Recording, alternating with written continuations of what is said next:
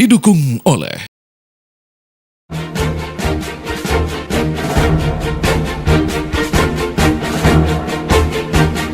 kecelakaan maut yang melibatkan minibus dengan bus antar kota di ruas tol Jakarta Cikampek mengakibatkan sejumlah korban tewas dalam kecelakaan ini.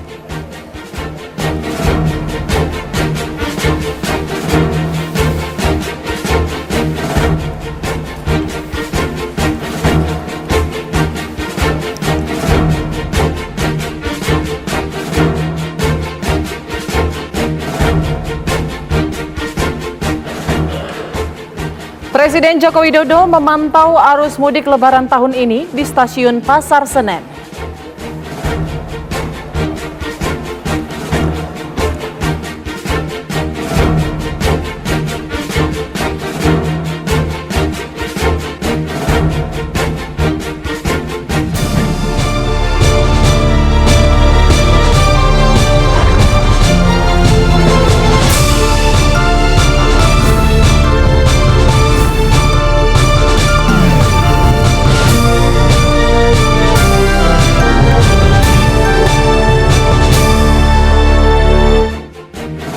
Selamat siang pemirsa, di samping dua berita utama kita tadi, kami masih memiliki sejumlah informasi menarik lainnya. Termasuk laporan langsung dari beberapa rekan kami yang sudah siap di lapangan terkait arus mudik nih Putri. Ya benar sekali, baik moda transportasi laut, darat maupun juga udara. Dan yang pastinya kita akan update informasi yang baru saja terjadi, yakni kecelakaan di jalur tol Cikampek di kilometer 58 yang menewaskan ada belasan orang. Kita akan update selengkapnya di Kabar Siang bersama saya Putri Windasari dan Filipus Yonaso.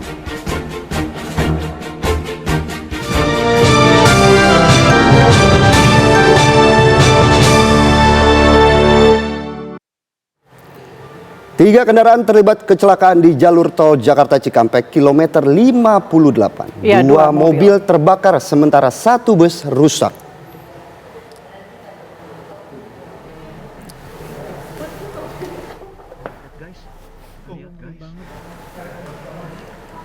Kecelakaan maut terjadi di ruas tol Jakarta Cikampek dari arah Cikampek menuju arah Jakarta pada Senin pagi ini. Kecelakaan ini melibatkan tiga kendaraan, diantaranya dua minibus terbakar habis dan juga satu bus. Polisi dan petugas Jasa Marga telah melakukan proses evakuasi terhadap korban kecelakaan yang telah menelan korban jiwa hingga 12 orang tewas.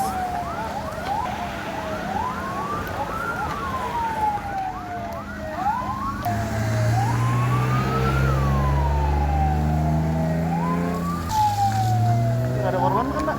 Itu korbannya tuh. Meninggal?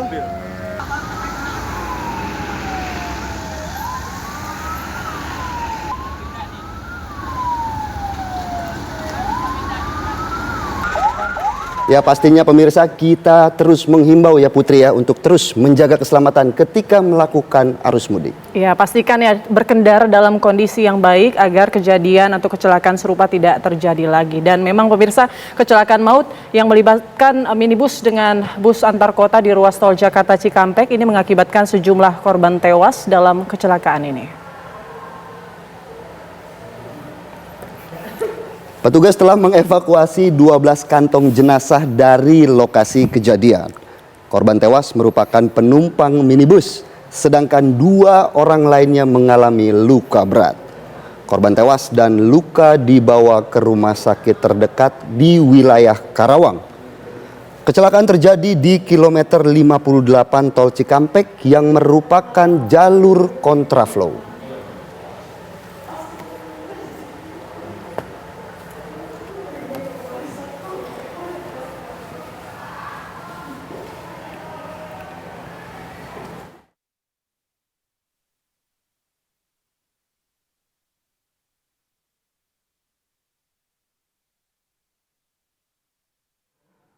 Korban kecelakaan beruntun di tol Cikampek kilometer 58 saat ini telah dibawa ke rumah sakit Karawang.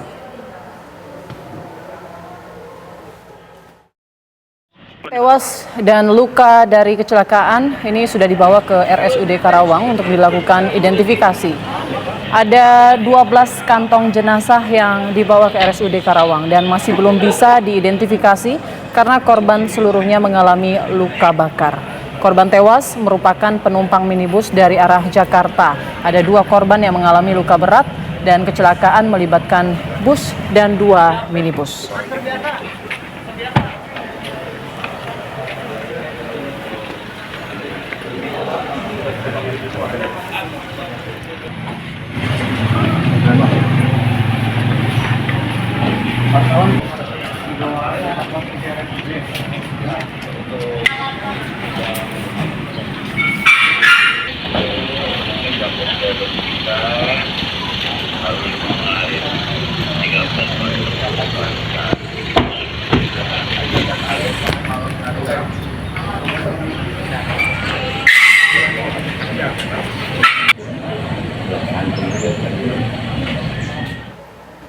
Hingga saat ini polisi masih menyelidiki penyebab kecelakaan yang melibatkan 3 kendaraan di tol Cikampek kilometer 58 hingga menyebabkan korban tewas. Ya, seluruh korban tewas merupakan penumpang minibus.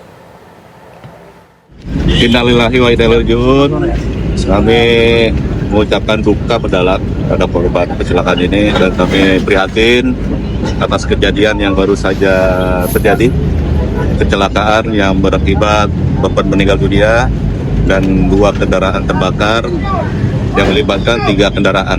Ya, TKP ada di kilometer 58 600 jalur Bandung. Ya, artinya jalur dari arah Bandung ke Jakarta. Sementara untuk penyebab kecelakaan dan sebagainya ini masih kita selidiki. Ya, nanti ada tim olah TKP yang akan datang ke TKP ini. Dan korban dari bis yang terlibat ini ada 1 luka berat kernet bis, ya. Kemudian dari kendaraan Terios ada 1 luka ringan, ya. Kemudian dari Grand Max ini kita ada 12 kantong mayat tadi, ya, yang kita bawa ke RSUD Karawang. Jadi kami belum bisa mengidentifikasi karena korban seluruhnya luka bakar. Kita ke berita selanjutnya, pemirsa. Presiden Joko Widodo memantau arus mudik Lebaran tahun ini di Stasiun Pasar Senen. Dalam kunjungannya, Presiden Jokowi menilai bahwa situasi di Stasiun Pasar Senen cukup baik karena tidak adanya penumpukan penumpang pada Lebaran tahun ini. Tiba di Stasiun Pasar Senen sekitar pukul 8:40 waktu Indonesia Barat. Presiden Jokowi ini didampingi oleh Menteri Perhubungan Budi Karya Sumadi serta PJ Gubernur DKI Jakarta Heru Budi Hartono. Presiden Jokowi juga menilai bahwa mudik tahun ini lebih terkelola dengan baik dan meskipun perlu ada penanganan lebih lanjut seperti di Pelabuhan Merak yang terjadi penumpukan sepeda motor. Hari ini Stasiun Pasar Senen melayani 38 perjalanan dengan kereta api jarak jauh dan mengangkut 26.818 penumpang.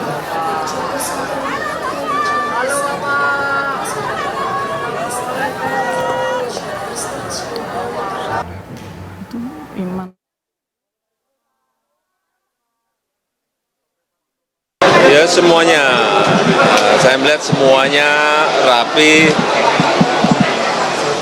terkelola dengan baik, sampai di atas kereta juga saya lihat juga rapi, baik, tidak ada yang berdesak-desakan, semuanya baik di Stasiun Pasar Senen semuanya baik. Saya melihat secara umum sedikit yang perlu penanganan lebih fokus yaitu di Merak utamanya yang berkaitan dengan yang naik sepeda motor Jindawan. Tapi tadi minta penjelasan ke Menteri Perhubungan, ya semuanya sudah dicarikan solusi.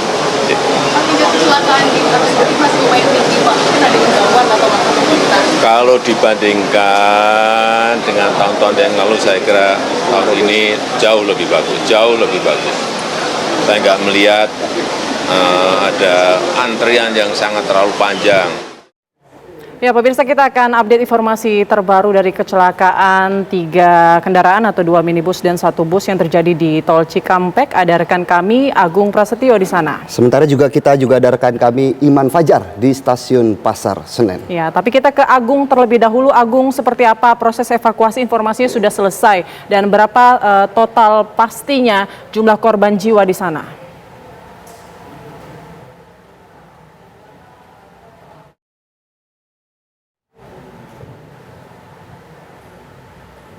Baik, kayaknya kita masih ada gangguan komunikasi dengan Agung. Mungkin kita bisa ke Iman terlebih dahulu. Iman, bagaimana kondisi terkini di stasiun Pasar Senen?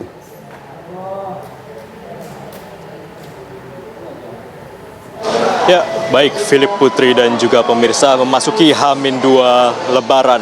Kondisi di stasiun Pasar Senen masih terbilang cukup ramai, di mana berdasarkan informasi yang kami dapat pemirsa, sekitar 26.618 penumpang hari ini akan diberangkatkan dari stasiun Pasar Senen. Dan stasiun Pasar Senen hari ini akan melayani 38 perjalanan kereta api jarak jauh.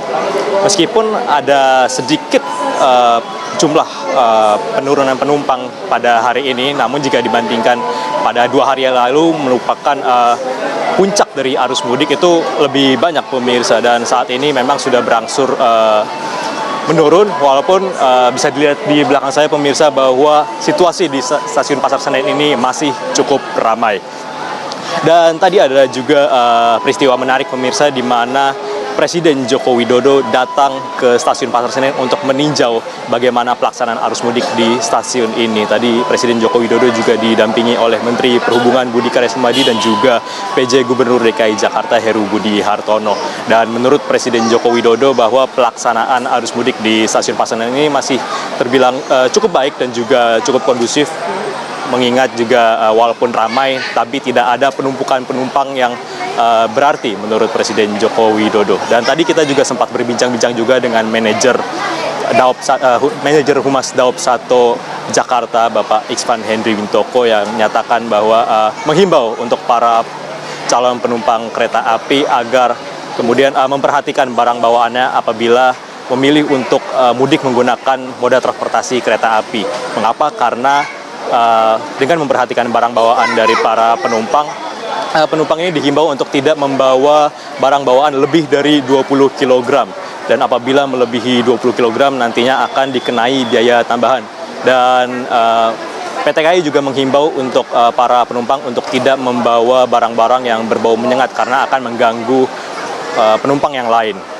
Dan selain itu juga pemirsa, PT KAI juga tegas untuk menghimbau agar penumpang tidak merokok di dalam kereta, karena apabila melakukan merokok di dalam kereta nanti akan langsung diturunkan dari kereta. Dan selain itu juga PT KAI menghimbau agar penumpang memperhatikan tiket yang telah dibeli, untuk memperhatikan kapan tanggal keberangkatannya dan juga kapan jamnya, agar kemudian bisa menghitung waktu agar tidak tertinggal kereta dari stasiun yang dipesan.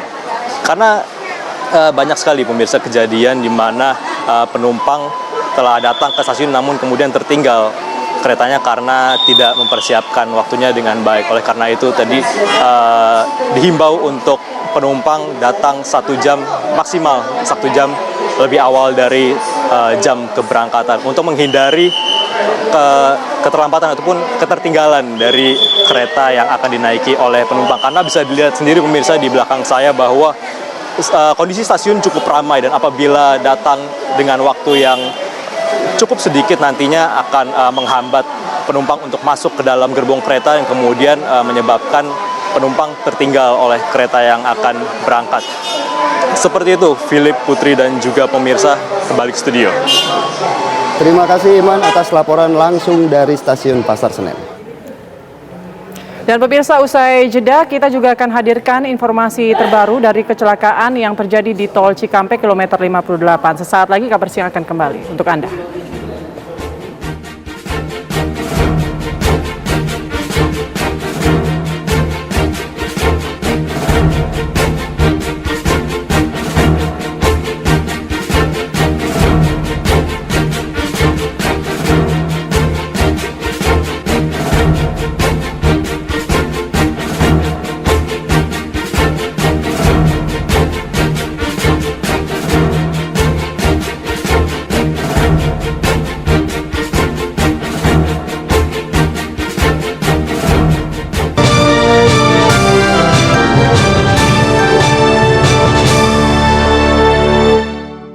Kembali lagi di kabar siang, pemirsa, 3 kendaraan terlibat kecelakaan di jalur tol Jakarta Cikampek kilometer 58. 2 mobil terbakar sementara 1 bus rusak. Kecelakaan maut terjadi di ruas tol Jakarta Cikampek dari arah Cikampek menuju arah Jakarta pada Senin pagi ini. Kecelakaan melibatkan 3 kendaraan, di antaranya 2 minibus terbakar dan 1 bus.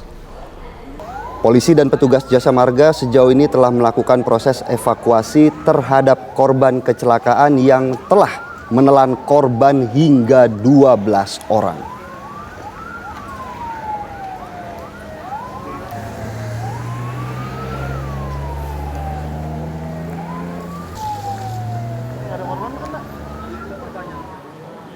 Korban kecelakaan beruntun di tol Cikampek kilometer 58 sejauh ini telah dibawa ke RSUD Karawang.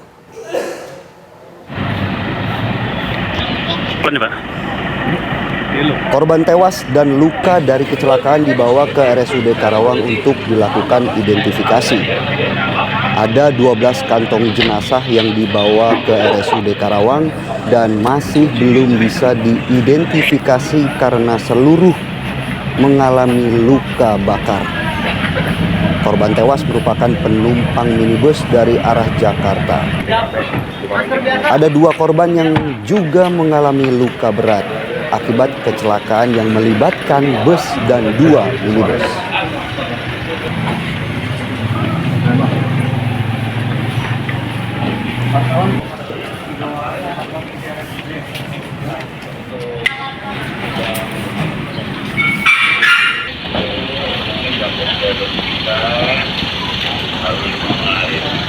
Dan untuk memperbarui informasi terbaru dari kecelakaan maut di tol Cikampek kilometer 58, saat ini sudah ada Agung Prasetyo di lokasi dan juga Faris Noval di RSUD Karawang. Kita ke Faris terlebih dahulu. Faris, bagaimana kondisi terkini di sana?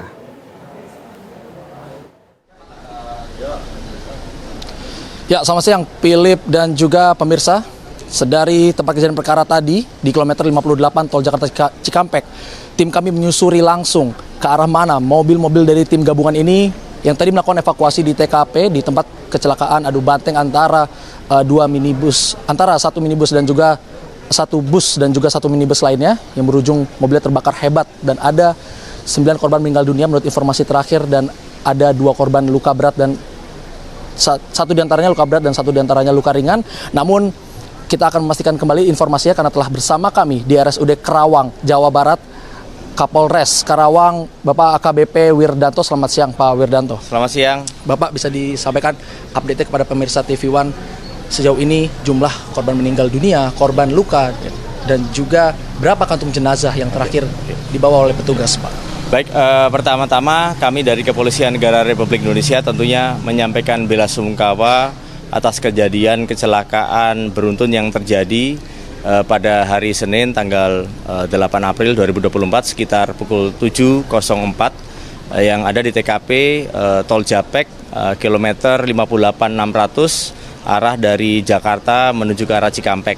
Jadi perlu kami sampaikan perkembangan untuk saat ini sudah dilakukan evakuasi terhadap 3 unit kendaraan yang terlibat, yaitu 1 buah bus dan kemudian 2 buah unit minibus, yaitu ada 1 kendaraan Grand Max dan kemudian 1 kendaraan Toyota Rush gitu. Dari ketiga kendaraan tersebut sudah kami evakuasi, dan untuk masalah korban pun juga sudah kami lakukan evakuasi. Ada 2 korban, yaitu 1 korban luka berat, itu yang merupakan connect dari bus, dan kemudian 1 luka ringan yaitu penumpang dari bus. Sedangkan untuk yang meninggal dunia saat ini sedang dilakukan proses identifikasi oleh Pusdokes dan Bidokes Polda Jawa Barat. Kami membangun adanya posko DVI antemortem di RSUD Karawang yang harapannya kita bisa segera mengidentifikasi korban. Nah, selanjutnya pun juga saat ini sedang dilakukan olah TKP dari Traffic Analysis Accident dari Korlantas Polri bergabung bersama Dirlantas Polda Jabar. Berarti sejauh ini apakah ada kendala Pak dalam proses pengidentifikasian korban baik yang meninggal dunia ataupun kendaraan dan juga proses pengevakuasian tadi kendaraan di tempat kejadian perkara, Pak? Dari TKP tadi kami berhasil mengevakuasi untuk yang korban meninggal dunia itu ada 13 kantung jenazah yang saat ini sudah dibawa semuanya ke RSUD Karawang dan sedang dilakukan identifikasi. Nah, oleh karena itu kami juga sudah berupaya untuk menghubungi keluarga ataupun kerabat dari data STNK maupun data Nopol yang sudah kami miliki. Di mana kami sudah isu bahwa untuk satu unit mobil Grand Max yang merupakan unit mobil yang terdapat korban meninggal dunia karena luka bakar itu dengan nomor polisi B1635 BKT dengan alamat Jalan Duren nomor 16 RT 003 RW 009 Kelurahan Utan Kayu Utara Kecamatan Matraman Timur atas nama Ibu Yanti Setiawan Budidarma. Yang kami harapkan tentunya nanti bisa keluarga ataupun kerabat ataupun orang yang mengenal untuk bisa datang ke posko DVI di RSUD Karawang untuk mengidentifikasi para korban. Dapat dipastikan Pak, karena kan yang tadi saya lihat di gambar Ya. di layar itu yang berserakan itu ada barang-barang ataupun seperti bingkisan orang ingin mudik, ingin pulang kampung. Apakah sudah dapat dipastikan para korban ini memang sedang menuju ke kampung halaman atau sedang ada keperluan apa? Nah, sedang ini tentunya kami sedang lakukan olah TKP dan memastikan dulu kami sudah memeriksa beberapa saksi dan juga termasuk nanti dari rekaman CCTV dari TAA pun juga nanti akan memastikan bagaimana kronologis serta kedalaman dari kejadian ini. Terakhir himbauan boleh Pak? Ya, himbauan terakhir tentunya kami Kepolisian Negara Republik Indonesia tentunya berharap bahwa mudik pada Lebaran tahun 2020 ini tetap dilaksanakan secara aman, selamat, tertib, dan lancar. Dan oleh karena itu para pemudik untuk bisa mematuhi perambuan yang ada di lapangan dan mematuhi arahan petugas, serta tentunya memastikan kondisi dari kesehatan pribadi serta kendaraan untuk supaya bisa menjalankan mudik ini secara aman dan selamat. Pak, berdasarkan informasi terakhir yang kami terima, korban meninggal ada 9 itu kan dari satu unit mobil Grand Max begitu ya Pak ya. Korban luka berada dari bis dan korban meninggal dunia semuanya 9 orang dari Grand Max. Apakah itu satu keluarga ataukah itu travel atau sekumpulan orang dari mana itu? Ya, ini nanti kami masih lakukan pendalaman dan penyelidikan. Kami mohon waktu, nanti apabila sudah ada keterangan yang lebih detail, nanti akan kami informasikan lebih lanjut.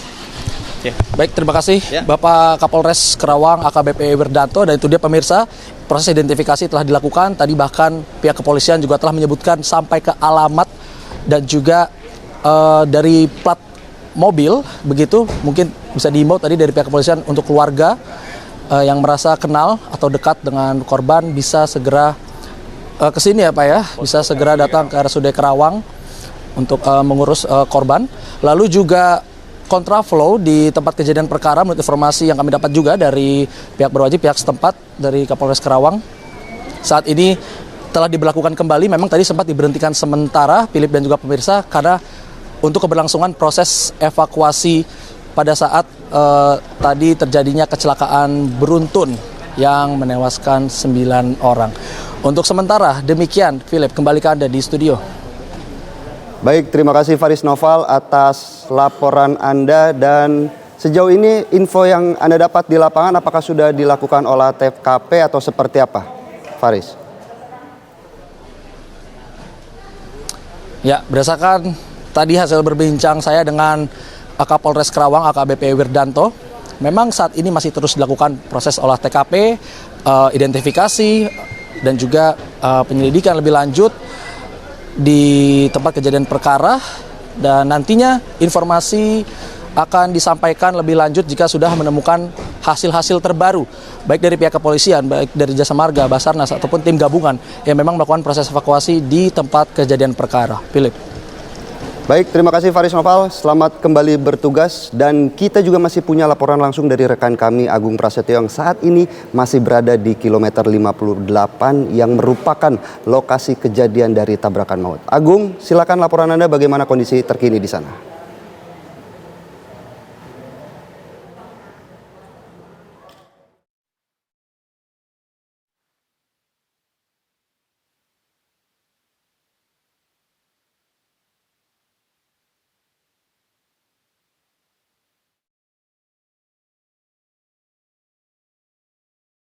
Mengalami gangguan komunikasi dengan Agung dan kami akan coba terus untuk menghubungi Agung Prasetyo. Agung, apakah Anda mendengar suara saya, Agung?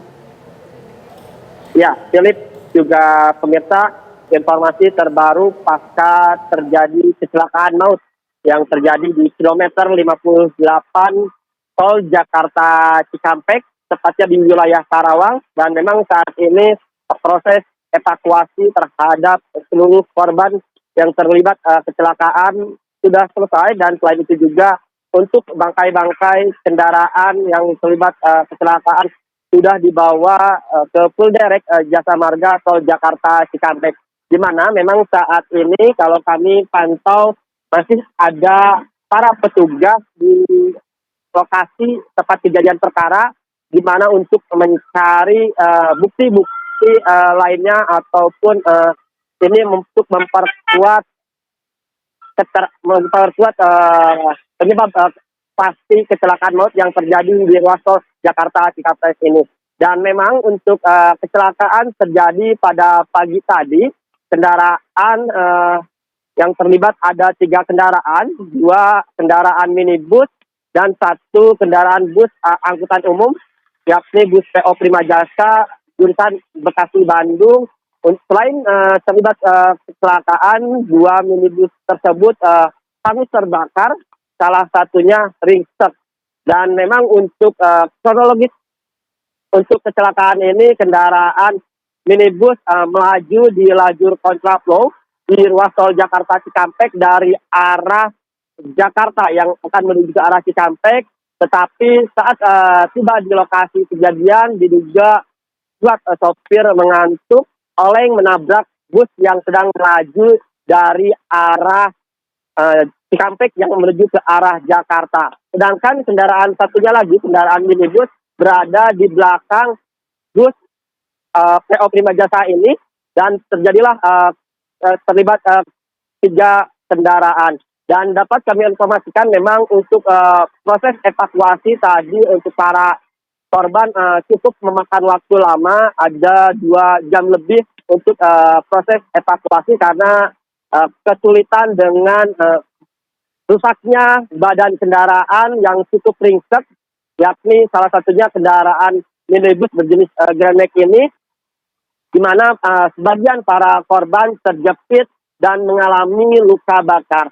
Tadi kami perhatikan ada 12 kantung jenazah yang dibawa oleh tim gabungan dari kepolisian, Jasa Marga, dan tim rescue Basarnas yang mengevakuasi para korban dan dibawa ke 12 kantung jenazah dan dibawa ke Rumah Sakit Umum Daerah Kabupaten Karawang. Selain itu juga, selain korban yang meninggal dunia, ada 2 korban yang mengalami luka-luka yang berasal dari bus PO Prima Jasa ini, di mana untuk korban yang mengalami luka-luka, 1 mengalami luka berat dan 1 mengalami luka ringan. Dan memang saat proses evakuasi tadi berjalan, untuk lajur kontraflow sendiri sempat diberhentikan karena untuk mempercepat proses evakuasi. Namun pada pukul 10.45 waktu Indonesia Barat, kontraflow kembali dibuka karena arus lalu lintas di ruas tol Jakarta Cikampek, terutama dari arah Jakarta yang akan menuju ke arah Bandung ataupun ke arah Jawa ini cukup padat, dan kepadatan ini juga terjadi di ruas tol Jakarta Cikampek dari arah Cikampek yang menuju ke arah Jakarta. Namun pada saat ini kondisinya sudah normal dan kendaraan yang berasal dari arah Cikampek yang menuju ke arah Jakarta dapat melaju dengan kecepatan antara 80 sampai 100 km per jam. Sementara itu yang dapat kami kabarkan, kembalikan ke Anda di studio, Philip. Baik, terima kasih Agung Prasetyo atas laporan Anda dari kilometer 58, dan tadi juga kita sudah mendengarkan laporan langsung dari Faris Noval yang berada di RSUD Karawang. Selamat bertugas kembali. Pemirsa, informasi terbaru dari kecelakaan maut di Tol Cikampek akan hadir sesaat lagi.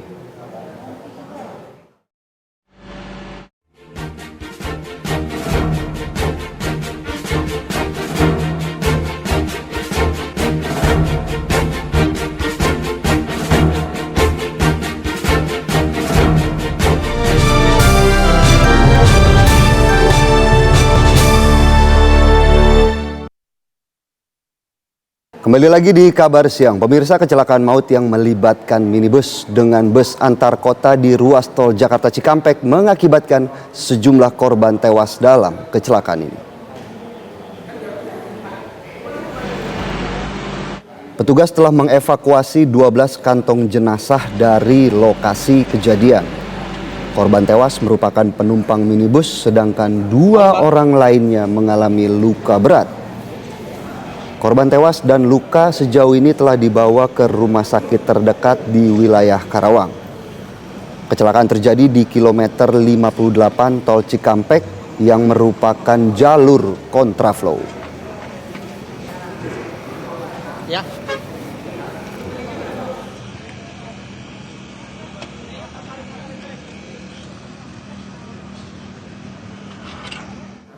Dan untuk mengetahui kondisi terkini, kami akan mengajak Anda untuk menuju ke RSUD Karawang karena sudah ada rekan kami Faris Noval yang siap mengabarkan langsung dari lapangan. Faris, bagaimana kondisi terkini di sana, Faris?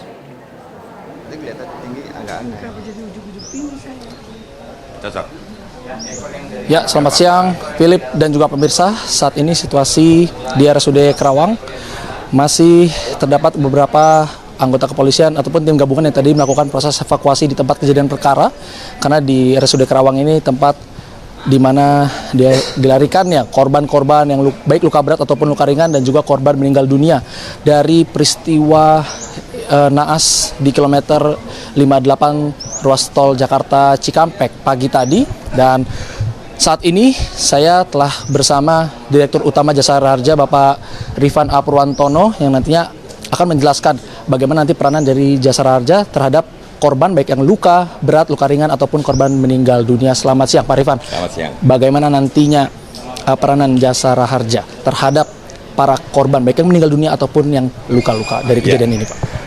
Yang pertama kami ikut berduka cita atas kejadian ini, dan tadi untuk 2 korban yang luka-luka sudah langsung dibawa ke rumah sakit dan dua-duanya langsung dijamin, langsung dilakukan perawatan. Dan ini adalah kecepatan dari Jasara Harja yang melakukan perawatan, ya, artinya dipastikan melakukan perawatan dengan sangat cepat, apalagi mereka satu luka-luka ringan dan satu agak sedang, ya, berat, ya.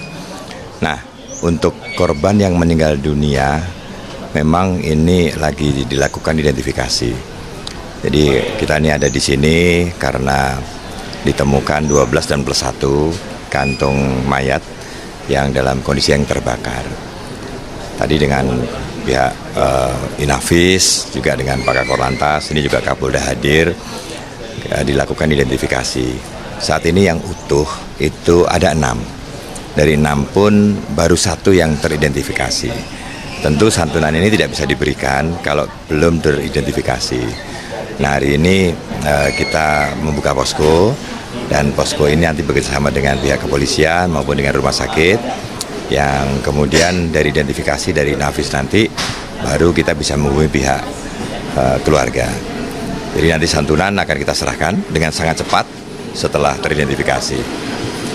Dan ini adalah satu bukti bahwa peran Jasara Harja tidak saja terjadinya kecelakaan ini baru kita hadir, ya, tetapi sebelum terjadinya kegiatan mudik ini bersama dengan stakeholder, dengan Korlantas, dengan Kementerian Perhubungan, kami sudah mempersiapkan baik dari persiapan cara bertindak, ya, dari seluruh baik dari ada 3 titik krusial, gitu, ya. Yang pertama, kita tahu bahwa jalan arteri, cara bertindaknya, posko, kemudian di tol ini juga sama, termasuk kontraflow dan resikonya. Jadi hari ini sudah kita antisipasi, makanya sangat cepat sekali.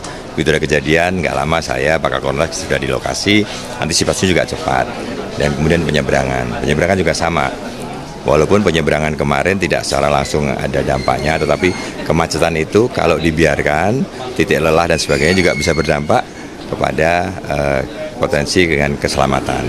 Nah, inilah peran Jasara Harja, kita harapkan preventifnya kami semua terlibat agar masyarakat tetap bisa melakukan mudik, tetapi juga menjaga keselamatan dan sampai dengan nanti arus balik tetap bisa selamat sampai keluarganya. Ini langkah yang tepat dan juga cepat dari Jasara Harja tentang tadi menarik jaminan dan juga santunan. Mungkin dapat Bapak rincikan besarannya agar para keluarga korban dan juga pemirsa TV One mengetahui. Ya, jadi menjalankan tugas negara perlindungan dasar, terutama terhadap korban kecelakaan. Untuk luka-luka ini biaya perawatan sampai dengan 20 juta. Untuk meninggal dunia itu sampai dengan 50 juta. Dan ini praktis semua bisa diserahkan dengan cepat. Sebagai informasi bahwa untuk luka-luka ini kita bisa serahkan jaminannya itu bahkan sampai dengan identifikasi itu dalam waktu 8 menit 8 detik sudah diberikan garansi. Dan untuk korban meninggal rata-rata sekarang di seluruh Indonesia ya, kita sudah lihat Jakarta itu hampir di bawah 24 jam ya. Kita bisa terserahkan seperti santunan meninggal. Jadi contoh ini setelah identifikasi kita ketahui korbannya, kita pastikan nggak sampai 24 jam kita bisa serahkan santunannya. Ini sebagai bukti bahwa peran Jasara Harja menjalankan undang-undang, kalau dalam hal ini undang-undang 33 dan 34 ya, dan dalam 34 kita bisa serahkan dengan sangat cepat. Baik Pak, untuk luka bakar yang notabene mungkin kondisinya termasuk yang cukup parah, itu nanti bentuk santunan ataupun jaminannya apakah nanti jangka panjang sampai sembuh atau seperti apa itu Pak? Ya, ini sebetulnya kalau luka bakar yang sekarang ini kan meninggal ya, jadi otomatis langsung santunannya langsung meninggal dunia. Kan, kalau misalkan luka-luka memang maksimal 20, tetapi jaminan sosial nasional sendiri kan tetap ada BPJS. Jadi ada satu metodologi yang top up-nya bisa langsung secara otomatis ke BPJS, dan Jasara Harja dengan BPJS ini udah langsung satu kesatuan gitu. Jadi top up-nya udah nggak melalui proses yang pertama lagi. Ya, ini adalah jadi first payer-nya adalah Jasara Harja, baru second payer-nya adalah BPJS Kesehatan. Ini adalah satu kesatuan. Di sini negara hadir, fungsinya menjadi satu kesatuan yang tidak terpisahkan.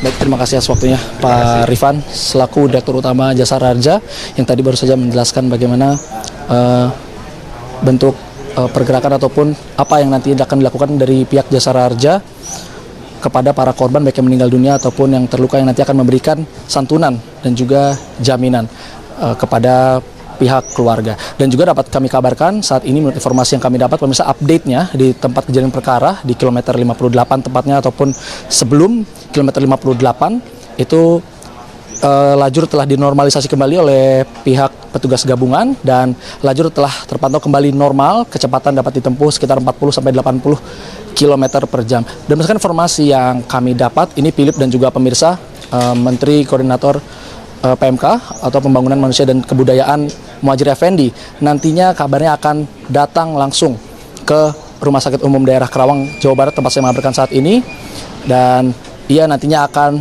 memantau dan juga mengecek bagaimana kondisi dari para korban dan juga korban yang meninggal dunia, karena ia yang merupakan koordinator operasi ketupat lebaran ataupun operasi lalu lintas mudik 2024 atau di tahun ini. Sementara demikian Philip, kembali ke Anda di studio.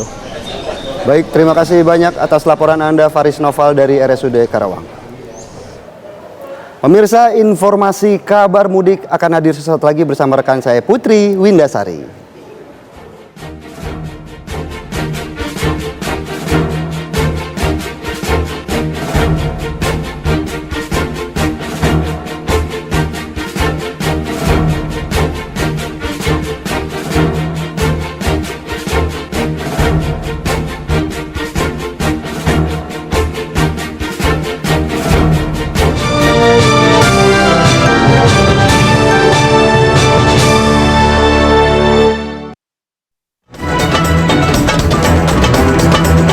Sesaat lagi Anda akan menyaksikan kabar mudik dipersembahkan oleh, didukung oleh Pemirsa, antrian kendaraan pemudik di Pelabuhan Gilimanuk, Jemberana, Bali terus meningkat. Kondisi ini membuat para pemudik harus antri hingga berjam-jam agar dapat masuk ke pelabuhan. Kepadatan antrian kendaraan pemudik terlihat baik di areal parkir dermaga hingga kantong-kantong parkir di luar areal Pelabuhan Gilimanuk pada Senin pagi. Terpantau arus kendaraan padat lancar di mana kendaraan pribadi milik pemudik diarahkan ke kantong parkir di terminal kargo guna mengantisipasi penumpukan kendaraan di jalur akses menuju Pelabuhan Gilimanuk.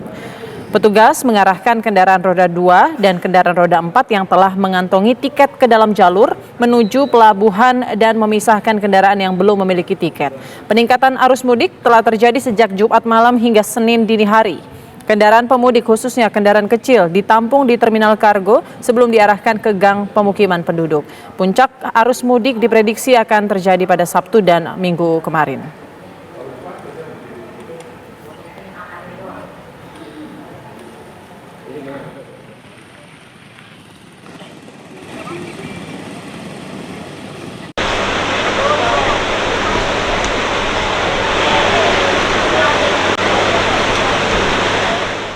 Ya pemirsa, Senin pagi arus lalu lintas di Tol Trans Jawa mulai terpantau lancar meski sistem one way atau satu arah ini masih diberlakukan. Begitu pula kepadatan di exit Tol Merak yang mengarah ke Pelabuhan Merak kini mulai terurai. Rekan kami Putri Sofia dan Agam Rizky akan melaporkan situasi terkini arus mudik Lebaran 2 hari jelang Hari Raya Idul Fitri. Kita ke Pelabuhan Merak terlebih dahulu. Agam Rizky, bagaimana pantauan arus mudik saat ini?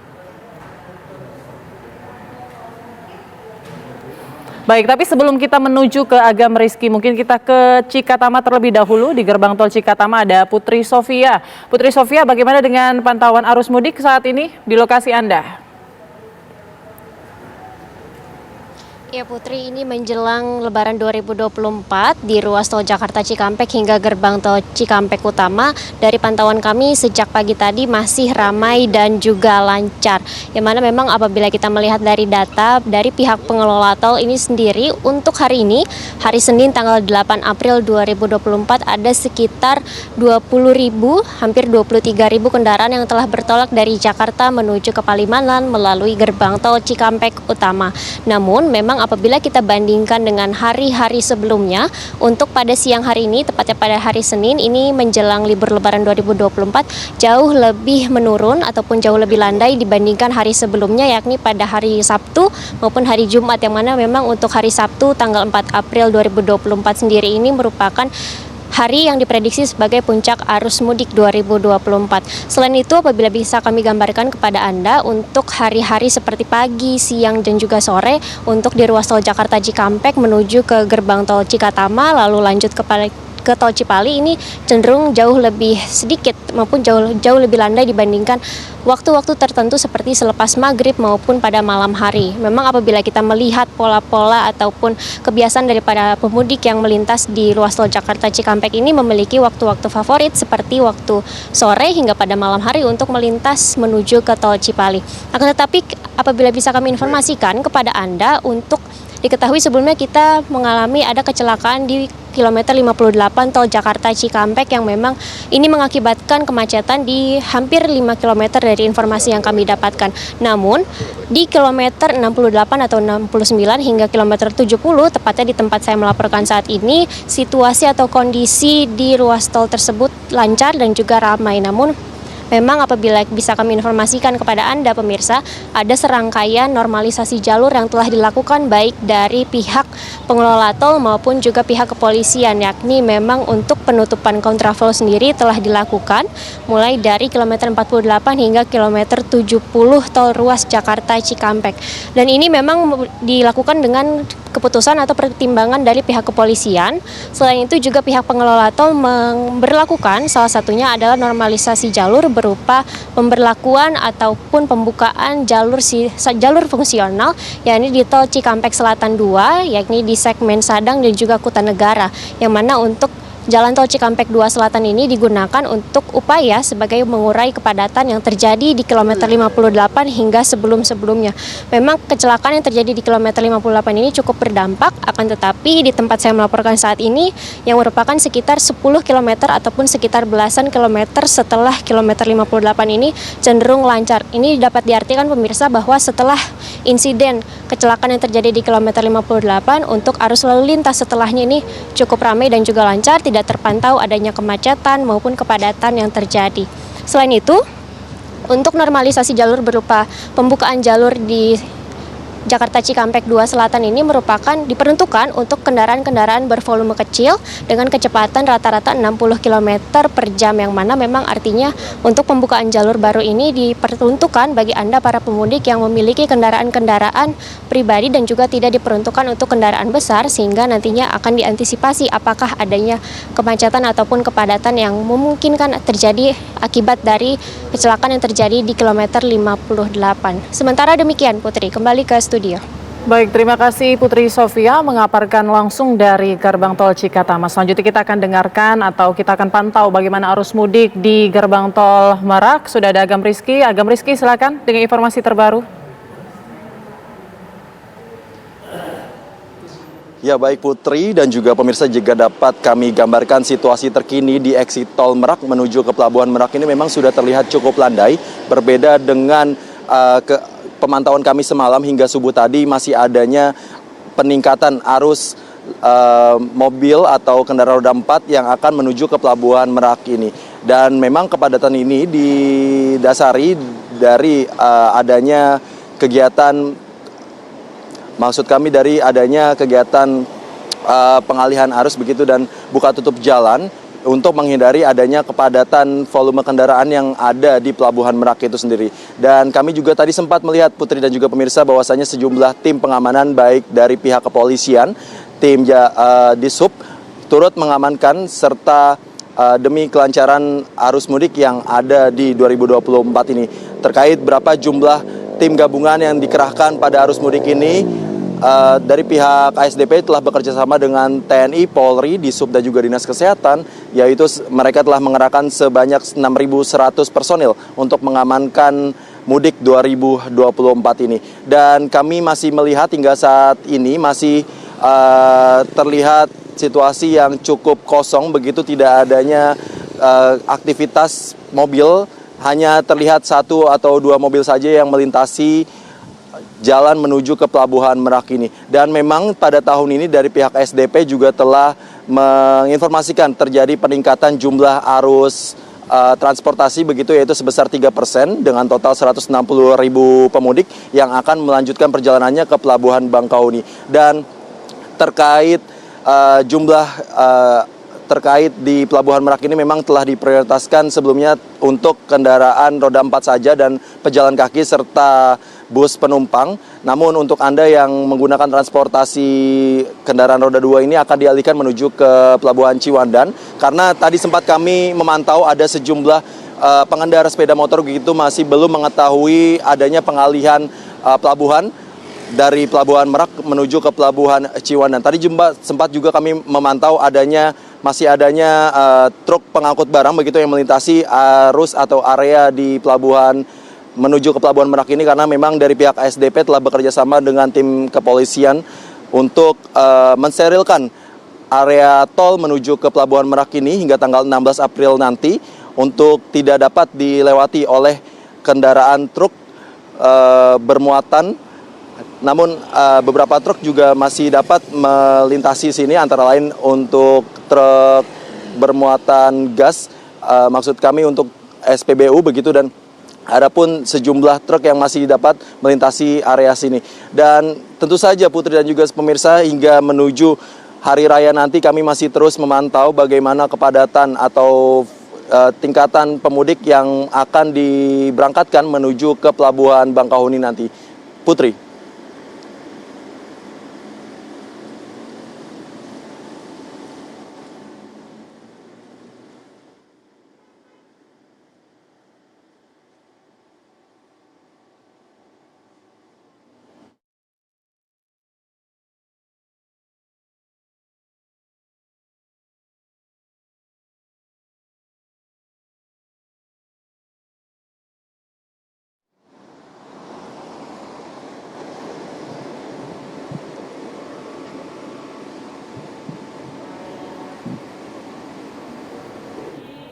Ya, terima kasih teman-teman atas laporan Anda. Ada Putri Sofia tadi di gerbang tol Cikatama, kemudian ada Agam Rizky di gerbang tol Merak. Terima kasih rekan-rekan, jaga kesehatan, selamat bertugas kembali. Pemirsa, ribuan kendaraan pemudik tertahan hingga 5 jam di antrian dermaga pelabuhan.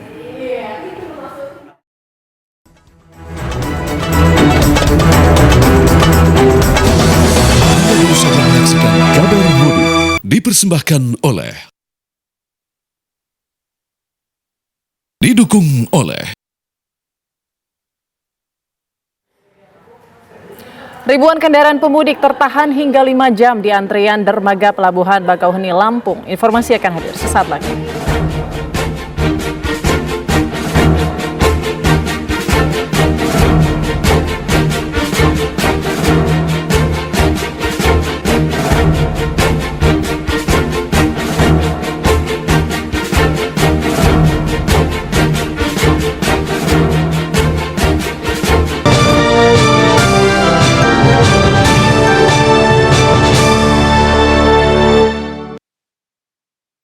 Pemirsa, para pemudik yang sudah lama mengantri di dalam dermaga eksekutif melakukan protes terkait dengan sistem yang dilakukan PT ASDP dan karena lamanya mereka harus menunggu di dermaga setelah sebelumnya menunggu di luar Pelabuhan Merak. Para pemudik yang sudah menunggu selama hampir 9 jam di dalam dermaga Pelabuhan Merak protes kepada para petugas. Hal ini karena ketidakjelasan pengaturan kendaraan yang akan memasuki kapal.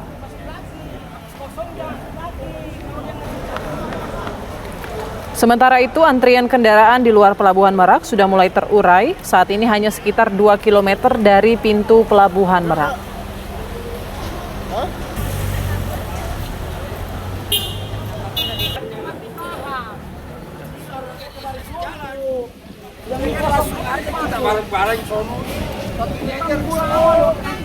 Sementara itu, pemirsa, ribuan kendaraan pemudik tertahan hingga 5 jam di antrian dermaga Pelabuhan Bakauheni, Lampung.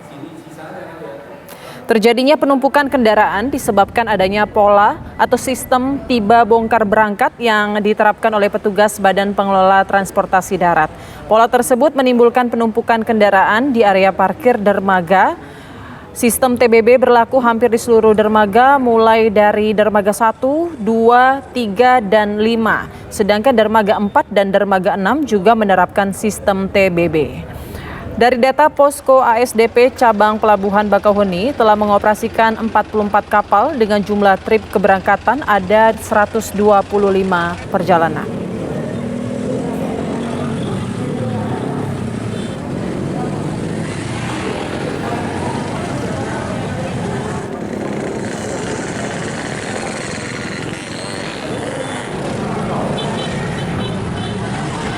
Kita akan ajak Anda untuk memantau bagaimana kondisi terkini dari arus mudik dari Pelabuhan Ciwandan, Cilegon, dan Bakauheni. Sudah ada rekan kami Siti Ma'rufah dan Pujiansyah. Kita ke Ciwandan terlebih dahulu. Siti Ma'rufah, bagaimana pantauan arus mudik saat ini? Ya, pemirsa, saat ini saya sedang berada di Pelabuhan Merak dan hari ini seperti yang terlihat di belakang Anda, di belakang saya, bahwa memang masih cukup banyak kendaraan yang mengantri di dalam dermaga yang ada di Pelabuhan Merak ini. Dan hampir semua dermaga yang ada di Pelabuhan Merak ini dipenuhi oleh kendaraan yang akan menyeberang. Dan karena lamanya mengantri serta dengan cuaca yang cukup panas dan para pemudik akhirnya tadi siang sekitar jam 11 meluapkan emosinya kepada para petugas. Hal ini karena mereka melihat ketidakadilan sistem yang dirasakan oleh mereka. Setelah mereka lama mengantri, sementara mereka melihat bus-bus yang barusan tiba dimasukkan atau diberangkatkan terlebih dahulu. Hal ini menimbulkan emosi kepada para pemudik yang mereka mengaku bahwa sudah ada yang mengantri dari jam 2 dini hari hingga jam 5 atau dari sekitar 9 sampai dengan 6 jam yang ada di dermaga yang ada di Pelabuhan Merak ini. Belum lagi mereka harus mengantri juga sebelumnya mengantri di luar area Pelabuhan Merak. Dan tadi juga pada akhirnya semua dijelaskan oleh petugas untuk kemudian memang ada pengaturan tersendiri dan untuk bus memang pada akhirnya di belakang dan para pemudik atau pengguna kendaraan pribadi ini akhirnya diberangkatkan. Ya, dan berdasarkan informasi juga memang sekarang yang berada di area Pelabuhan Merak sudah mulai terurai, hanya ada beberapa hanya sekitar, kalau tadi sekitar jam 12, hanya sekitar 2 km dari area Pelabuhan Merak. Dan diharapkan mungkin nanti sore kendaraan yang sudah ada terurai. Dan sementara itu untuk pembelian tiket, saya sendiri masih belum mendapatkan informasi apakah akan dibuka kembali atau memang sudah benar-benar habis hingga tanggal 15 April nanti. Baik, Siti Ma'rufah dari Pelabuhan Merak. Selanjutnya kita pantau arus mudik di Pelabuhan Bakauheni, Lampung. Ada rekan Pujiansyah. Pujiansyah, bagaimana dengan kepadatan di sana? Apakah mulai terurai jelang Lebaran 2024 ini? Baik Putri Windasari dan pemirsa Tisuan dimanapun Anda berada, dapat saya kabarkan bahwa pada siang hari ini kondisi para pemudik di Pelabuhan Bakauheni yakni ramai lancar, di mana pada tadi pagi sempat terjadi penumpukan kendaraan, bahkan para pemudik menunggu untuk masuk ke dalam kapal hingga 5 jam, di mana penumpukan kendaraan hingga menyebabkan pemudik 5 jam ini disebabkan oleh sistem yang diterapkan oleh petugas Badan Pengelola Transportasi Darat, yakni dengan menggunakan sistem tiba bongkar berangkat, di mana kapal-kapal yang dari Pelabuhan Merak Banten yang bersandar di Pelabuhan Bakauheni ini hanya membongkar muatan saja, namun tidak mengangkut para pemudik dari Pelabuhan Bakauheni menuju ke Pelabuhan Merak. Kapal tersebut langsung kembali ke Pelabuhan Merak, sehingga para pemudik ini harus menunggu kapal berikutnya untuk berangkat ke Pelabuhan Merak Banten. Hal ini menyebabkan para pemudik harus menunggu dan mengantri di setiap dermaga. Sedangkan untuk dermaga 4 dan dermaga 6 hanya dikhususkan bagi pengendara roda 2 atau sepeda motor, di mana dermaga tersebut hanya membongkar muat kendaraan roda 2 ataupun sepeda motor. Berdasarkan data dari pihak ASDP, terjadi puncak arus mudik terjadi pada H-4 dan H-3, di mana pada H-3 merupakan lonjakan tertinggi data para pemudik yang tiba di Pelabuhan Bakauheni ataupun yang berangkat menuju ke Pelabuhan Merak Banten, di mana pada H-4 tercatat sebanyak 116.569 orang penumpang pejalan kaki di dalam kendaraan dan 19.503 unit kendaraan roda 2 dan roda 4 yang tiba di Pulau Sumatera dari Pelabuhan Merak Banten. Sedangkan untuk H-3 Lebaran Idul Fitri sebanyak 123.797 orang penumpang pejalan kaki dan penumpang di dalam kendaraan, serta 19.427 kendaraan roda 2 dan roda 4. Jumlah ini merupakan angka tertinggi pada arus mudik tahun 2024 ini. Sedangkan untuk kendaraan pemudik yang berangkat ke Pelabuhan Merak Banten sebanyak 61.103 kendaraan roda 2 dan roda 4, sedangkan untuk penumpang sebanyak 47.165 penumpang. Jumlah ini merupakan jumlah terbanyak di Pelabuhan Bakauheni Banten. Saya kembalikan ke Putri Windasari. Baik, terima kasih Pujiansyah melaporkan langsung dari Pelabuhan Bakauheni, Lampung. Sebelumnya ada Siti Ma'rufah dari Pelabuhan Merak Banten. Terima kasih rekan-rekan. Pemirsa, untuk menciptakan suasana mudik yang nyaman, aman, dan lancar untuk pemudik, Dirlantas Polda Jawa Tengah terus melakukan sejumlah strategi. Lebih dari 100 pos mudik didirikan untuk pengamanan dan pelayanan, dan 50 diantaranya merupakan sinergi Polda Jawa Tengah dengan PT Sukun Indonesia.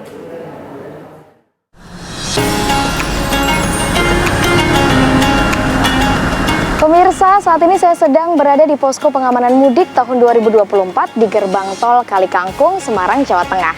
Dan untuk menciptakan suasana mudik yang aman, nyaman, dan lancar, pilihan nikmat untuk pemudik dan petugas, saya akan ajak Anda untuk berbincang langsung bersama dengan Dirlantas Polda Jawa Tengah, Kombes Pol Sony Irawan. Halo Pak, halo. Maaf ganggu waktunya. Selamat pagi Mbak Farah, sehat selalu. Alhamdulillah, Bapak sehat? Sehat, puasa nggak nih? Alhamdulillah. Puasa. Gimana Mbak Farah? Nah ini Pak, saya melihat di layar yang besar ini, boleh dipaparkan nih Pak informasi terbaru terkait arus lalu lintas. Informasinya ini ada one way ya dari Cikampek menuju Kalikangkung. Seperti apa ini Pak? Ya, di depan Mbak Farah ini ada namanya TVG, Tactical Floor Game, dalam rangka mensimulasikan seperti kejadian sebenarnya di lapangan, kemudian kita menetapkan daripada personil-personil kita dan cara bertindaknya. Di Jawa Tengah itu kita punya 5 jaringan jalur jalan, Mbak ya. Nah, jika one way mudik diberlakukan, ada indikatornya ya. Untuk melakukan one way level ada indikator, nggak tiba-tiba saja. Indikator pertama, Gate Kali Kangkung traffic per jamnya, traffic accountingnya 4.000 selama 3 jam berturut-turut. Yang kedua, kepadatan di 429 rest area itu telah mengekor sampai dengan Simpang Susun Krapyak. Dan yang ketiga tentunya main road di dalam tol di bawah 20 itu berarti kita lakukan one way lokal.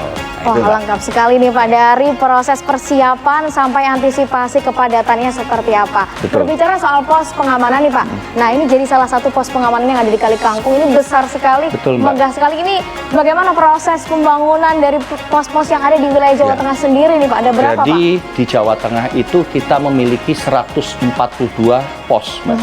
Baik itu pos pengamanan, pos pelayanan, pos terpadu, ada juga pos perbatasan. Dari 142 pos tersebut, alhamdulillah kita punya perusahaan lokal di sini namanya PT Sukun Wartono Indonesia. Dia mensupport ada 50 pos yang dibangun oleh PT Sukun. Itu tergelar di seluruh wilayah Polda Jawa Tengah, Mbak. Termasuk yang ini nih Pak, yang besar ini nih ya. termasuk pos di Kali Kangkung, ini support by Sukun juga. Artinya ini juga bisa meningkatkan kenyamanan tidak hanya bagi para pemudik tapi juga petugas yang sedang berjaga ya Pak ya. Betul sekali, Mbak. Baik, terima kasih Pak Sony. Pemirsa, demikian wawancara saya dengan Dirlantas Polda Jawa Tengah. Jangan lupa untuk patuhi imbauan yang sudah disampaikan oleh Dirlantas Polda Jawa Tengah. Bersaudara di jalan, mudik nyaman jadi pilihan nikmat.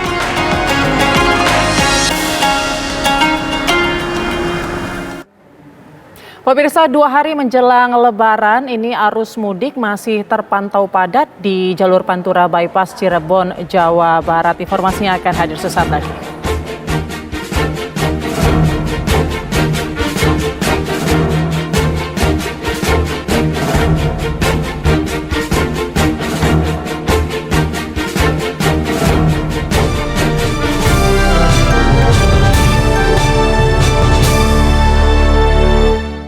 Kembali lagi di Kabar Siang. Pemirsa, 2 hari jelang Lebaran, volume kendaraan arus mudik di jalur Pantura Bypass Kota Cirebon Senin pagi tadi masih terpantau padat.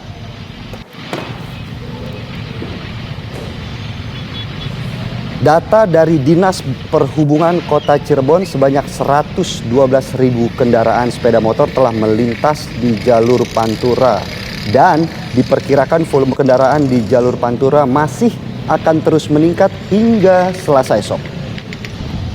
Ribuan kendaraan pemudik sepeda motor ini tersendat dan berjalan merayap di ruas jalur utama Pantura Pemuda Kota Cirebon.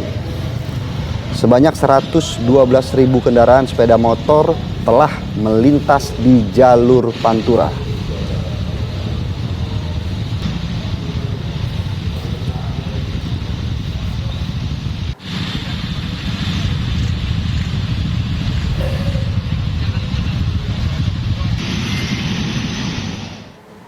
Kami akan mengajak Anda untuk melihat informasi terbaru dari arus mudik di Pantura Cirebon, di mana sudah ada rekan kami Ervan Septiawan.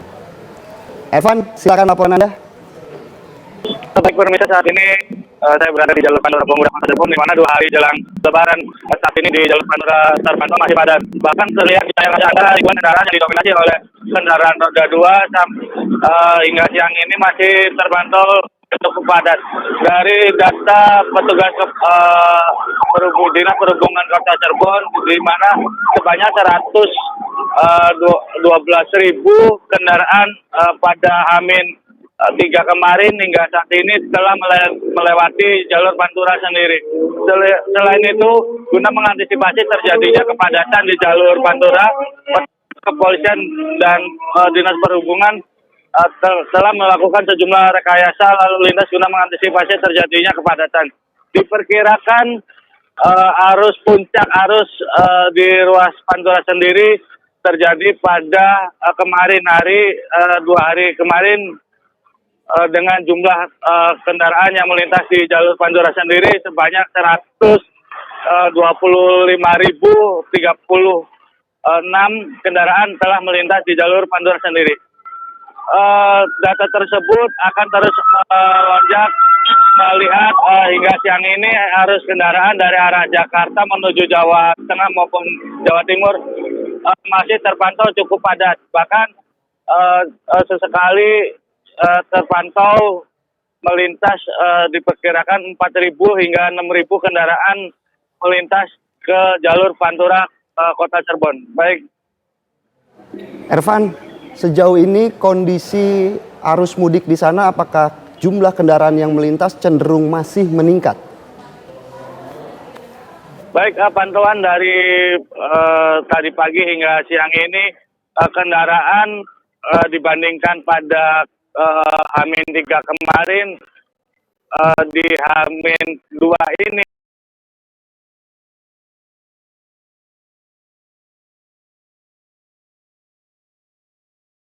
cukup berkurang. Namun namun kondisi saat ini di ruas Pantura sendiri sejak pagi hari hingga saat ini masih terus berdatangan iring-iringan kendaraan yang didominasi oleh kendaraan roda 2 masih terus memadati Pantura Kota Cirebon. Bahkan sesekali gelombang volume kendaraan di Pantura sendiri terpantau padat, bahkan petugas juga sempat mengatur sejumlah kendaraan yang akan melintas di jalur Pantura. Selain itu juga pada pukul 10 tadi petugas kepolisian juga menutup sejumlah perempatan yang ada di jalur Pantura guna mengantisipasi terjadinya kepadatan di jalur arteri Pantura Pemuda Kota Cirebon. Baik, terima kasih Ervan atas laporan Anda dari jalur Pantura Cirebon. Pemirsa, bagi Anda pengguna mobil listrik sebagai kendaraan mudik Lebaran 2024, tak usah khawatir karena PT Perusahaan Listrik Negara atau PLN telah menyiapkan 1.299 unit stasiun pengisian kendaraan listrik umum atau SPKLU di setiap rest area di jalan tol seluruh Indonesia. Langkah ini merupakan upaya dari PLN demi kenyamanan pemudik dan memfasilitasi pemilik kendaraan listrik. Direktur Utama PT Perusahaan Listrik Negara PLN, Darmawan Prasojo, didampingi pejabat utama PLN UID Jawa Timur Sabtu siang, melakukan peninjauan dan kesiapan timnya dalam menghadapi arus mudik Lebaran tahun 2024 di res area 626B, masuk Desa Saradan, Kecamatan Saradan, Kabupaten Madiun, yang diprediksi puncaknya terjadi pada Minggu dini hari. Darmawan memastikan seluruh stasiun pengisian kendaraan listrik umum atau SPKLU yang disiapkan di sepanjang jalur mudik di setiap rest area Jalan Tol Jakarta hingga Banyuwangi, Jawa Timur telah siap difungsikan oleh pemudik yang menggunakan mobil listrik. Total sebanyak 1.299 unit SPKLU yang telah disiapkan oleh PLN. Dari total jumlah tersebut tersebar di 879 lokasi di seluruh Indonesia dan berada di rest area di sepanjang jalur mudik yang telah disediakan.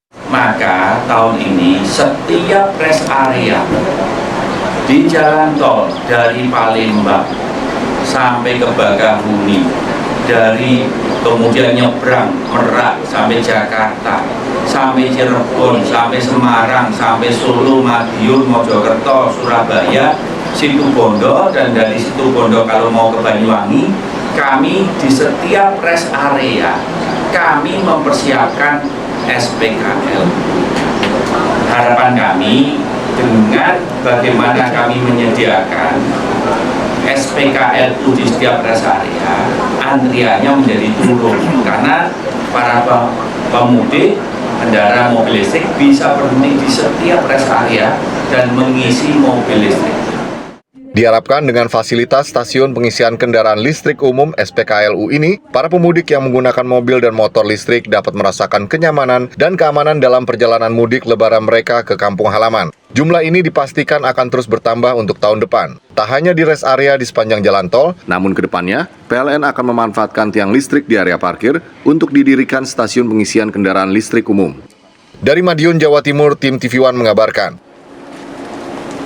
Bareskrim Polri bongkar laboratorium ekstasi di Jakarta Utara. Beritanya sesaat lagi di Kabar Siang.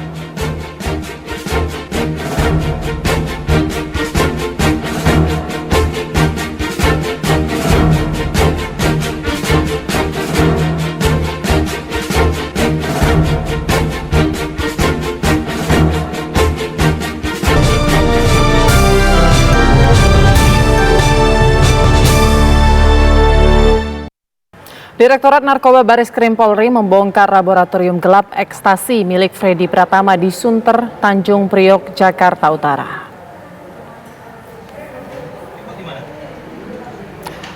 Beginilah suasana saat Direktorat Narkoba Bareskrim Polri menggerebek laboratorium pembuatan ekstasi di kawasan Sunter, Tanjung Priok, Jakarta Utara.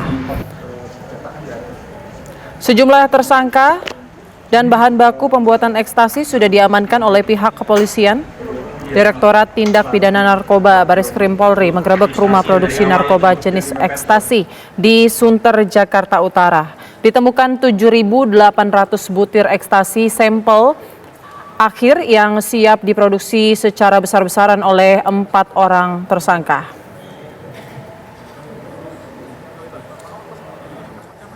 Berhasil mengungkap jaringan atau lab ekstasi yang mana dikendalikan langsung oleh DPO kita, yaitu Freddy Pratama. Ya, saya ulang lagi bahwa lab ini adalah dikendalikan langsung oleh Freddy Pratama melalui orang-orangnya. Ya, hasil yang diungkap tersebut adalah adanya yang kita tangkap atau yang berhasil diamankan BB-nya ada 7.800 butir ekstasi, terus ratusan kilo bahan baku pembuatan ekstasi TKP, sitaan dari Bea Cukai yang merupakan jaringan Freddy Pratama. Jadi saya ulangi lagi bahwa clandestine atau home industry di sini adalah milik atau dikuasai oleh Freddy Pratama. Ya, dengan bahan baku tersebut dapat dihasilkan sebanyak 1.300.000 butir ekstasi. Jadi masih ada bahan baku yang siap cetak, jumlahnya kalau sekian.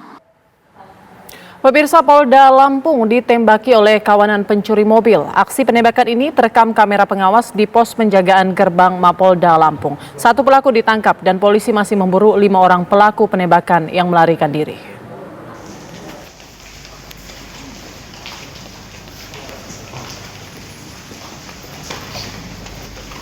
Inilah 1 dari 6 pelaku penembakan Mapolda Lampung. Dengan penutup wajah, tersangka ini dihadirkan dalam konferensi pers. Kapolda Lampung Irjen Pol Helmi Santika menyatakan salah satu pelaku yang ditangkap merupakan penadah mobil curian berinisial KAW yang merupakan komplotan pelaku penembakan di Mapolda Lampung. Dalam penangkapan tersebut, polisi mengamankan barang bukti berupa sepeda motor, 12 lembar fotokopi STNK, 10 kunci mobil, serta 2 drone yang biasa digunakan untuk mengintai target. Indikasi pelaku yang berjumlah 5 orang. 1 sudah dapat, berarti masih ada 4 lagi. Kita sudah dapat. Yang pertama adalah O alias S, yang bersangkutan belum pulang, kabur, tapi rumahnya sudah kita datangi sehingga kita mendapatkan barang bukti ini dan petunjuk-petunjuk lain. Ya, jadi saat ini petugas sedang melakukan pendalaman, pengejaran. Kalau misalkan masyarakat ada yang mengetahui, tolong diinformasikan kepada kami. Aksi teror penembakan yang dilakukan komplotan pencuri mobil ini terjadi dalam 2 kali serangan, di mana 1 serangan terekam oleh kamera pengawas CCTV tepat berada di depan gerbang Mapolda Lampung. Kawanan spesialis pencuri mobil ini melepaskan beberapa kali tembakan ke arah mobil anggota polisi yang menyelamatkan diri masuk ke dalam markas kepolisian daerah Lampung. Saat ini Polda Lampung telah mengidentifikasi para pelaku penembakan yang masih kabur dan terus memburunya hingga semua pelaku tertangkap. Dari Bandar Lampung, Pujian Syah, TV One mengabarkan.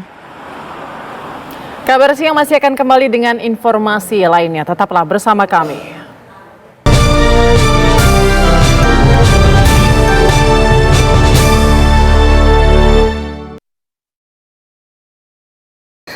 Ya pemirsa, hanya gara-gara demi membeli takjil di pinggir jalan sempit, seorang pejabat PT Pertamina parkir mobil sembarangan dan menyebabkan kemacetan panjang. Ya, aksi pria tersebut ini viral ya. Kemudian setelah dirinya ini kedapatan meludahi perekam video hingga akhirnya ia dibebas tugaskan dari jabatannya. Dia ya Mel dong. Video pria yang parkir sembarangan hanya demi beli takjil hingga menyebabkan kemacetan ini viral di media sosial. Bukannya minta maaf, pria tersebut justru meludah ke arah perekam video. Video ini sontak menimbulkan kemarahan netizen. Dianggap arogan, warganet ramai-ramai mencari tahu identitas sang pria. Pria tersebut makin panen hujatan usai diketahui dirinya bernama Ari Febrian yang ternyata merupakan salah satu pejabat Pertamina sebagai asisten manajer crude oil domestic supply PT Kilang Pertamina International KPI. Usai ramai dihujat, Ari muncul di media sosial sambil menyampaikan permohonan maafnya. Assalamualaikum warahmatullahi wabarakatuh. Saya Ari, pengendara mobil Honda HR-V yang saat ini sedang ramai dibicarakan. Dengan ini saya menyampaikan permohonan maaf yang sebesar-besarnya kepada saudari Mila dan rekan, beserta semua masyarakat yang terganggu dengan tindakan saya yang tidak baik dan tidak semestinya. Melalui video ini, saya juga menyampaikan penyesalan yang sedalam-dalamnya atas perbuatan dan tindakan saya yang tidak semestinya, di mana pada tanggal 5 April 2024 saya memarkir kendaraan tidak pada tempatnya yang menyebabkan macet, dan juga saya melakukan perbuatan yang tidak sopan, yaitu meludah pada kendaraan saudari Mila dan rekan. Melalui video ini saya sekali lagi memohon maaf kepada saudari Mila, dan saya siap untuk meminta maaf baik secara langsung maupun tidak langsung kepada saudari Mila dan rekan. Terima kasih. Assalamualaikum warahmatullahi wabarakatuh. Dari akun LinkedIn-nya, sosok Ari Febrian diketahui berusia 37 tahun dan lahir di Pekanbaru. Ia berkuliah dengan mengambil jurusan Teknik Industri di Fakultas Teknik di kampus Universitas Indonesia dan lulus tahun 2008. Meski sudah meminta maaf, kasus viral ternyata berlanjut. PT Pertamina diketahui menindaklanjuti kasus tersebut dan akhirnya membebas tugaskan Ari dari jabatannya. Pertamina menyampaikan permintaan maaf lewat kolom komentar Instagram atas tindakan karyawan yang telah melanggar etika. Belakangan dikabarkan kasus ini tengah mendapat investigasi internal dari pihak Pertamina. Tim TV One mengabarkan. Oke, tuh lihat ya, bapak-bapak ini udah salah berhenti tengah jalan. Macet loh. Ini buat pemirsa dan juga Putri yang mau mudik, ada ribuan pemudik yang terus memadati Pelabuhan Nusantara Parepare, Sulawesi Selatan pada Senin pagi hingga siang tadi. Ribuan pemudik diprediksi akan terus memadati Pelabuhan Parepare hingga Senin malam. 5.892 pemudik pada Senin pagi memadati Pelabuhan Nusantara Kota Parepare. Para pemudik ini berasal dari sejumlah daerah di Pulau Kalimantan seperti Samarinda dan Balikpapan, Kalimantan Timur, dan Tarakan serta Nunukan, Kalimantan Utara. Pemudik tiba di pelabuhan menggunakan 2 kapal swasta dan 1 kapal milik PT Pelni. Hari ini dan Selasa esok atau H-1 diprediksi merupakan puncak arus mudik di Pelabuhan Parepare. Untuk mengantisipasi lonjakan pemudik, Kantor Kesyah Bandaran dan Otoritas Pelabuhan atau KSOP Parepare sudah menambah 2 kapal cadangan, termasuk menambah rute pelayaran lebih banyak dari hari biasa.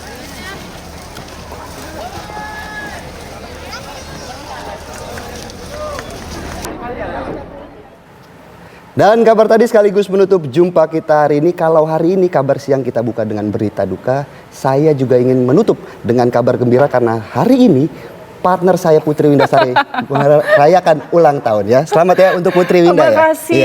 Mohon doanya yang baik-baik ya. Semoga kita semua sehat selalu. Ini pas banget nih menjelang Lebaran. Semoga nanti kita dapat berkahnya ya di hari Lebaran. Begitu juga buat teman-teman semuanya. Terima kasih. Sama-sama. Ya pemirsa, demikian kabar siang hari ini. Akhir kata saya Filipus Yonaso dan juga Putri Windasari. Pamit undur diri. Terima kasih atas kebersamaannya. Sehat selalu. Sampai jumpa.